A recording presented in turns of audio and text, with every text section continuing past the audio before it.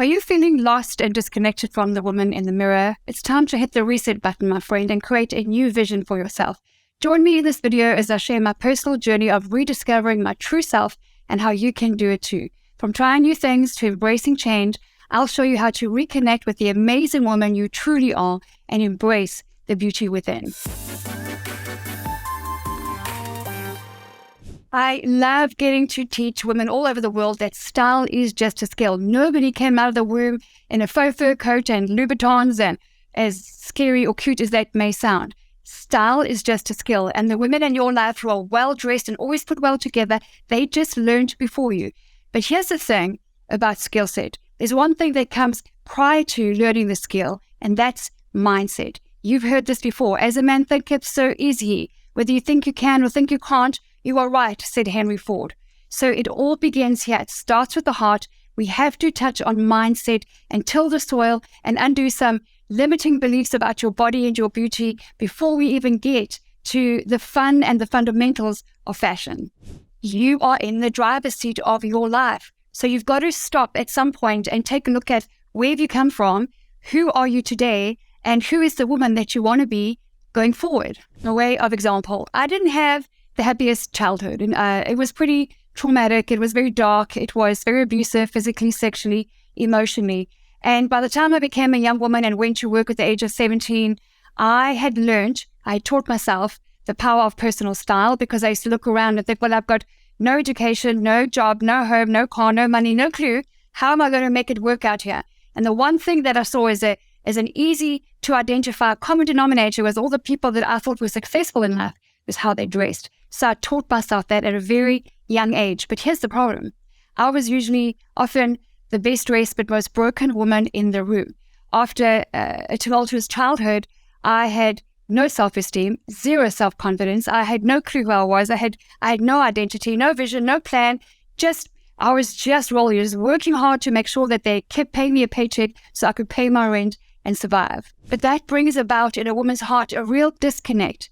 You may be one of those women who dresses well on the outside, but it doesn't connect, it doesn't reflect the woman on the inside that used to be me. Or you might be really fine and just, stable and strong on the inside, but you're not letting it reflect on the outside. That too is a problem. There needs to be a connection. I call it dress to connect. Connect with whom?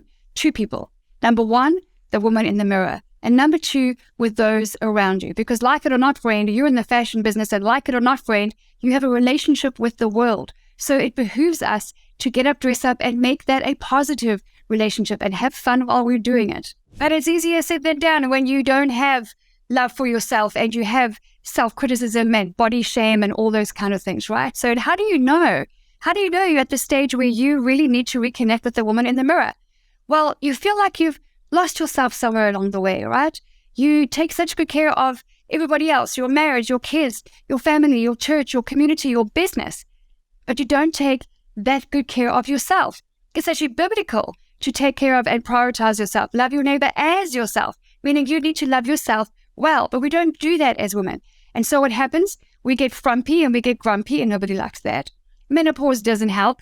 We get frustrated. We see a beautiful woman well-dressed walk in and we're not happy for her. We get envious and we feel even worse. And that's on us. That's not her. We compare ourselves to other women, which makes no sense whatsoever.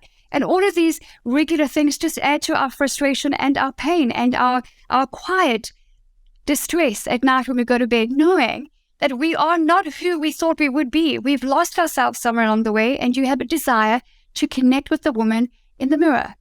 You've heard this as well. A man without a vision will perish. That means that you need to have a vision for your life. You need to have a vision for your personal style. You need to have a vision for your hairstyle. I'm busy growing out my hair from a short shaved pixie to driving me crazy, but I've got a vision. I know where I'm going. You will end up where you focus. What you focus on is where you'll end up. So if you're in a car accident and or you're driving and it's rainy and you're worried about crashing and you're looking at the poles, you're going to end up where you're looking. Just like if you want to win that race, you're focused on the finish line, you're focused on the trophy, you're going to get there. What you feed will flourish. What you focus on is going to be where you end up. So what are you focusing on? Have you got a vision for the rest of your life? Are you, whether you're married or divorced or single, or whether you're 35 or or 65, it doesn't matter. You need a vision, because without a vision, you'll have no plan. No plan means no goals. No goals means no timeline, and no reality behind it. Just becomes a wish. It becomes a wish, and this is your life, my friend. This is not a dress rehearsal. This is the real deal. You get one shot. You got to give it your best shot. So how do you go about creating a vision for your life? First of all, you got to make sure that you're living life and doing life with those on a similar journey. So you're so welcome to click the link below, join my Facebook group called Dress to Connect. It's completely free, it's closed, it's private, it's for women only.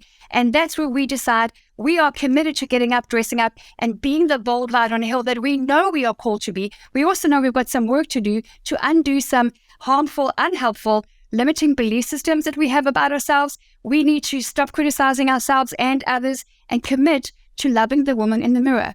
There's a bunch of stuff that goes on there. We have fun with fashion. We share our fashion finds. We do makeup tutorials. We do lashes. We start with the heart, because mindset precedes the skill set that is personal style. So I invite you to join us.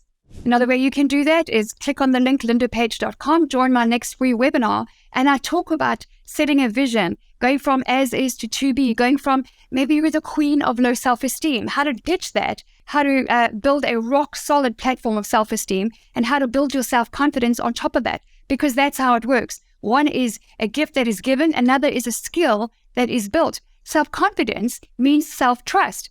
It's rooted in the Latin word fidere, which means trust. And here's the good news, more good news. Style is just a skill, and confidence is something that you can build, but it must rest upon the rock that is self-esteem. So we talk about that in detail in my webinar, and we actually, in my coaching program, if you'd like to just go straight there at lindapage.com, is we actually get to work. One of the first assignments is set a vision. Who do you want to be? What do you want to say when you walk into a room without opening your mouth? You are worthy of walking into a room and turning heads and being respected and admired as a woman of strength, a woman of substance, a woman of style. That's who you are. But this is something you've got to come to terms with. Change is not growth. Growth is change. Change happens with or without you. The weather changes. Politics, economics, people change. Drops change, cars change. That doesn't mean that you're growing, and you are designed to grow. You are designed to continually learn and get better and faster and stronger. So it is essential that you are doing that with people who also are inspiring you, encouraging you, and backing you to go after your goals, go after the life that you know you want to live. Don't be scared of change. Change is a good thing. If you don't change, you're just going to get more of what you already have. Are you happy with that? If you are, that's great. But if you're not happy with that, you have to do something. Do being the operative word here. You have to do something that is different, that comes against your complacent comfort zone, because you might think that you're comfortable, my friend, and your comfort zone is your dead zone, but you're not comfortable. You have a spirit of excellence inside of you that wants to arise and shine, that wants to go and have a good positive impact on the world. That's what you have inside of you. That spirit of excellence is never going to go away. It's an animal. It must be fed. If you don't feed it, it's going to get frumpy and grumpy. And maybe that's where you are right now. Don't be scared of change. It's okay to feel scared, but don't be scared of change. The Bible says the same thing, right? Do not be afraid. But can you feel afraid? Of course. There's a healthy part of that. But be of sound mind. Be of courage. Be bold. Be that bold light on a hill. It's taking that first step. And if this is making you feel nervous right now, then this is for you. Then this message is just for you today. Is surround yourself with new people who are on a mission to get up, dress up, and be a bold light on a hill. Learn from them. Fall into their slipstream. Here is another thing that I started doing in my 20s to come against my fearful mind. After a tumultuous childhood, I was fearful and untrustful, and I didn't trust one single person on the planet. Everybody just about that I knew, everybody had hurt me in some deep way. So I had to start doing the opposite of what I was doing, because that was the only way I was going to break out of this control freak perfectionism. By the way, that's another conversation for another time. If you're a perfectionist, you don't want to be one. I am a completely redeemed perfectionist. It's the spirit of excellence that you want to open your mind to, but another time. But it's binding, and it's restricting, and it's rooted in fear. Perfectionism and control is rooted in fear. So you have to decide, because it's Tuesday. We get to choose every day. Do you want to remain rooted in fear, Or do you want to get up and step out of that? And it's going to feel uncomfortable, but even good change is going to feel uncomfortable. It's going to take some courage, but you have a spirit of courage, and come over to the light side, come over to the other side, where there is freedom from those things that bind and chain you. So I started prioritizing myself. I started learning how to love myself. I started surrounding myself with people who really seemed to like what they saw in the mirror. They were so comfortable in their own skin. And it's biblical, as you know, to love yourself well. Love your neighbor as yourself. Everybody around you benefits when you prioritize yourself. It's not selfish. It's not vain to look good and dress well. It is actually just feeding the spirit of excellence that is inside of you.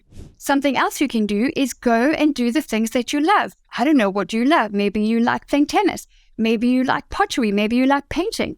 Maybe you like hiking. What is it that you love to do? Because there are communities that exist, like not far from you, of people full of like-minded people like you who love that very thing. What a great bit of common ground to start a friendship or relationship off of, right? So get into those communities. Can it be scary to get in by yourself? Yes, but that's temporary. What lasts the long term is there are relationships and opportunities and friendship and love and encouragement that you might find there. We've all been hurt, my friend. You've hurt people and you've been hurt by people. But you cannot guard your heart for life. You cannot put a barrier and a protection device around it in case you're going to get hurt again. Because guess what? You're going to get hurt whether you do that or not. So you may as well go after the things that you want to do. You're going to get hurt. You cannot escape that in life. You're going to be disappointed. You're going to be hurt. But the more you carry on living out there and going out there and doing the things that you love, the better you'll become, the more discerning you'll become, the wiser you'll become. And hey, you're going to have some fun. Something else that is really powerful when it comes to taking the focus off of yourself, if you don't like where you are in life right now, is go and volunteer. Shifting your focus from yourself to others is a powerful thing. And it's actually a spiritual, it's something we're designed to do, is to just be of service.